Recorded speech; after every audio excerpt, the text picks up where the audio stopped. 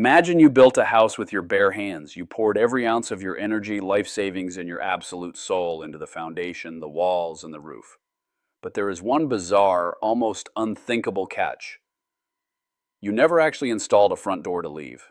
You just locked yourself inside. That is an incredibly claustrophobic image, but it is exactly what millions of entrepreneurs do every single day. They build these magnificent, highly profitable businesses, yet they completely ignore the most critical phase of the entire entrepreneurial journey: the exit. Right? And it feels almost taboo to talk about it when you are in the thick of running a company. But recently, I was looking into an initiative happening over in Canton, Ohio, organized by a major business advisory firm, Transworld Business Advisors. They are dedicating the second Tuesday of the month to hosting highly confidential private strategy sessions specifically focused on unlocking a business owner's exit strategy. It really got me thinking about the psychology behind why founders avoid this topic like the plague. It is fascinating because the resistance is rarely about the numbers, it is almost entirely emotional. When you build a business from scratch, it becomes inextricably linked to your identity. Asking a founder to plan their exit is like asking them to plan their own obsolescence. But what these private sessions highlight, and why doing it behind closed doors is so crucial, is that an exit strategy is not about giving up, it is about taking control of your legacy. Taking control of your legacy. That is a powerful way to frame it, because the reality is every single business owner will exit their business eventually. The only variable is whether they do it on their own terms or if circumstances like burnout, health issues, or sudden market shifts force them out. If you wait for the universe to dictate your exit, you are going to pay a massive premium, both financially and emotionally. Precisely. And that is where the concept of a private strategy session becomes an absolute game changer. Think about what usually happens. An owner wakes up one day utterly exhausted and decides they simply want out. They try to rush a sale. But a business is not a liquid asset like a stock portfolio. You cannot just hit a sell button on a brokerage app. Selling a business without a multi-year exit strategy is like trying to sell a house while the roof is actively caving in and the basement is flooded.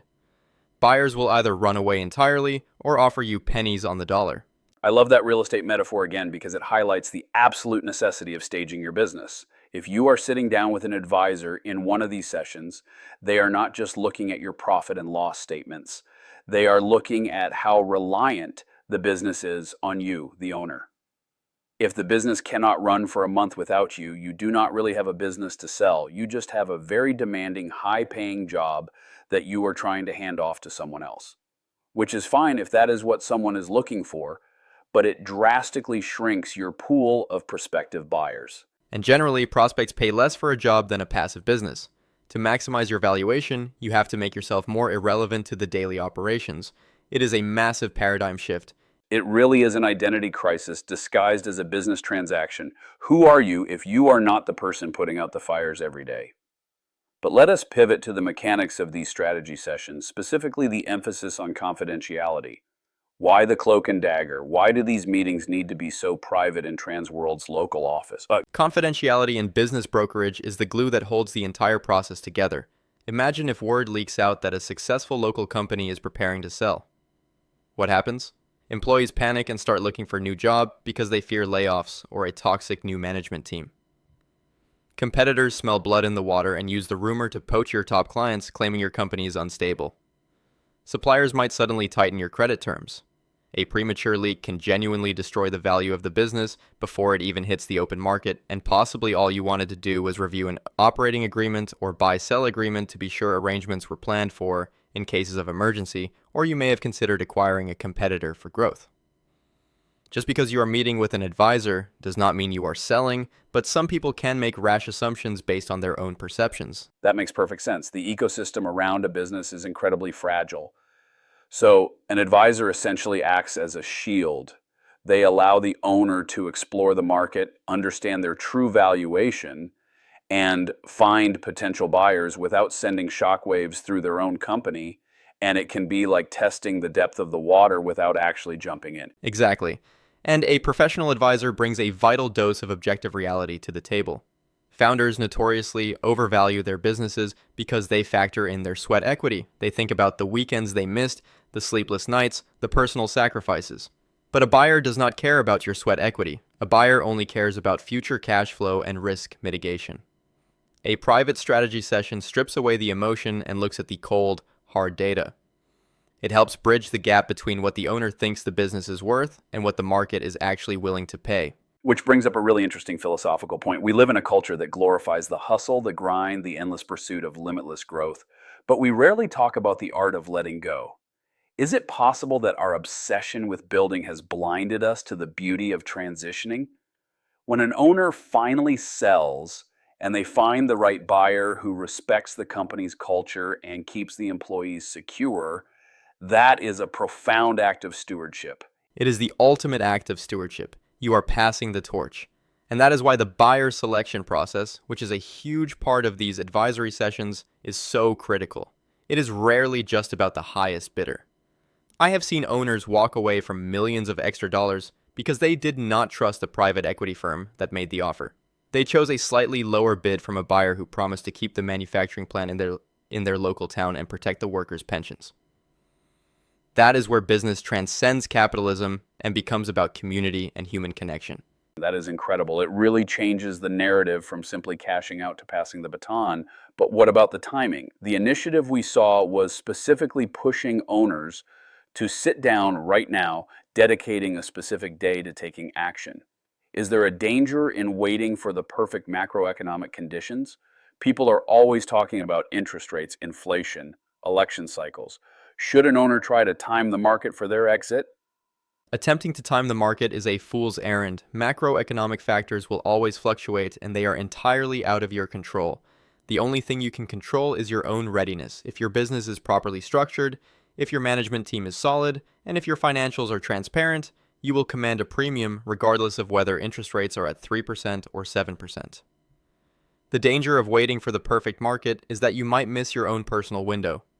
You might lose your drive or face an unexpected health crisis. The best time to plan an exit strategy is when you absolutely do not need to sell. That is when you hold all the leverage. Leverage is everything. When you are forced to sell, the buyer dictates the terms.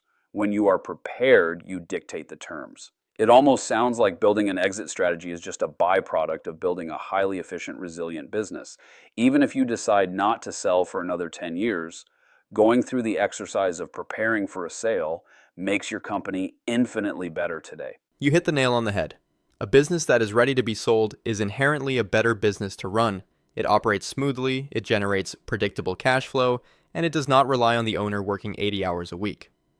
So, even if an owner walks into one of these private sessions, gets a valuation, and decides to hold on to the company for another decade, the strategic insights they gain from that meeting will dramatically improve their quality of life and their profit margins right now.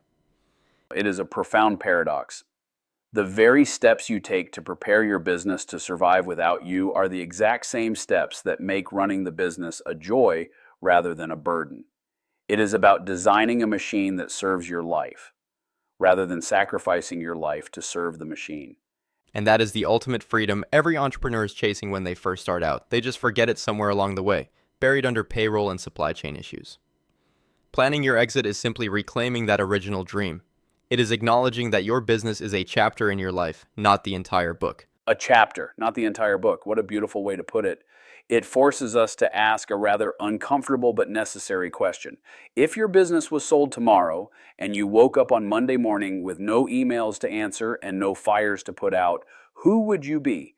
What is your purpose beyond the profit margins? That is the million-dollar question. And perhaps that is the real reason these strategy sessions are held behind closed doors. Because the hardest negotiations are not with the buyers. The hardest negotiations are with yourself, figuring out exactly what comes next. The transition from who you were to who you are about to become. It is daunting but incredibly exciting. For anyone listening who has spent their life building something from nothing, maybe it is time to stop looking at the foundation and start designing that front door. After all, the outside world is waiting. I would recommend registering and attending one of Transworld's Third Thursday workshops or a Second Tuesday strategy session as soon as you can. The details for those are available at rrsvp.tworldib.com.